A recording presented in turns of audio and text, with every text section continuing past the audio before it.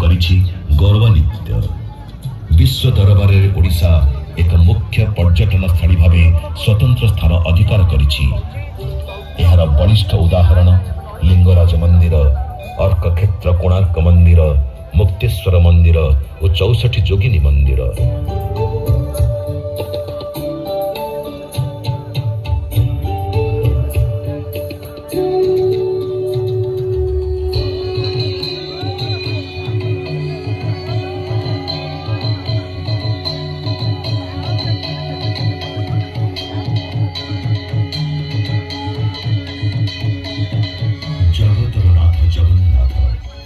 सबु ओडियांकर आराध्य देवता, जहां श्रीक्षेत्र पलटि जाइछि एक पुण्य भूमि। से पुण्य भूमि रे अवस्थित आमर जगन्नाथ मंदिर।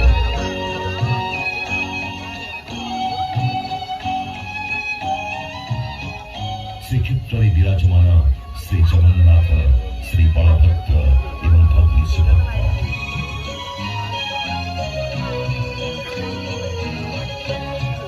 ओडिया पुअर हृदय रही ठाकुर सारा विश्व विदित।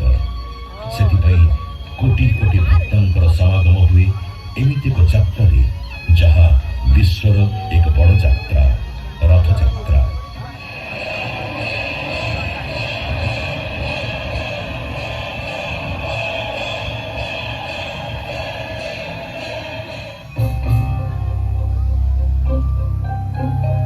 ओडिशार सुख समृद्धि लालित हुई बहु राजा महाराजा और सम्राट एहाकू निज अधीन आनिथिले। सेमानक मध्यरु मोगल और मराठा माने अन्यतम। परे परे ब्रिटिश सरकार ओडिशा को निज शासनाधीन करथिले।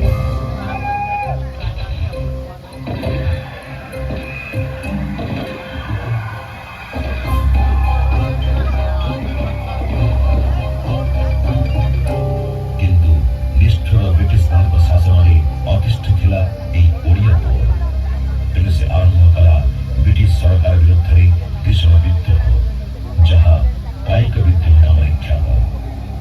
यह विद्रोहर नेतृत्व नहीं ओडिया वीर बक्सी जगबंधु। यह विद्रोह अनेक पाइक शहीद होते सत, किंतु शेष ओडिया पाइक मानकर वीरत्व और साहस आगे ब्रिटिश सरकार मुंड धोया बाध्य है।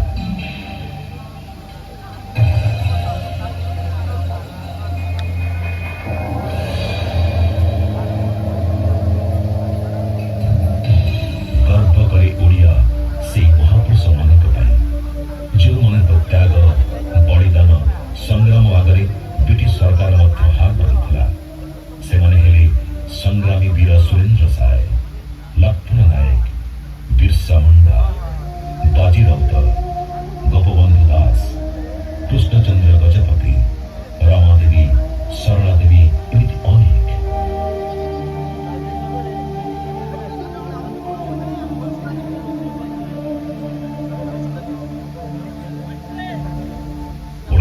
छब्बीस मसीहा एप्रिल 1 तारिख आम आनीदेला एक स्वतंत्र परिचय।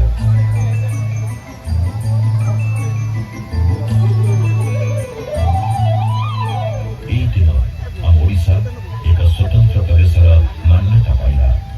उत्कल गौरव मधुसूदन दास थे यार मुख्य सूत्रधर। यही समय ओडिया भाषा, साहित्य, कला, संस्कृति एवं शिल्प क्षेत्र में अभूतपूर्व उन्नति घटी। से भाषा साहित्य को बंचाई आगे आसी फकीर मोहन सेनापति, जहांकर अवदान थिला अतुलनीय।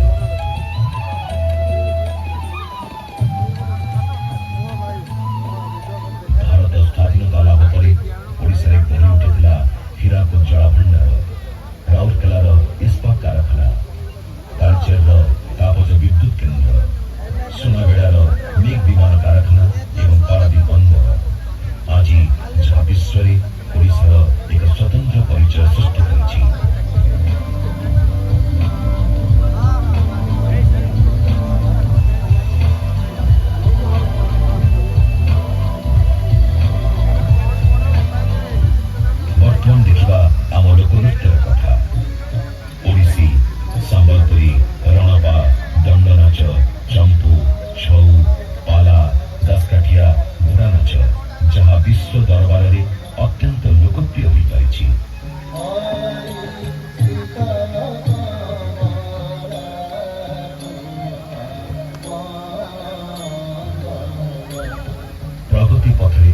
ଚାଲିଥିଲା ବେଳେ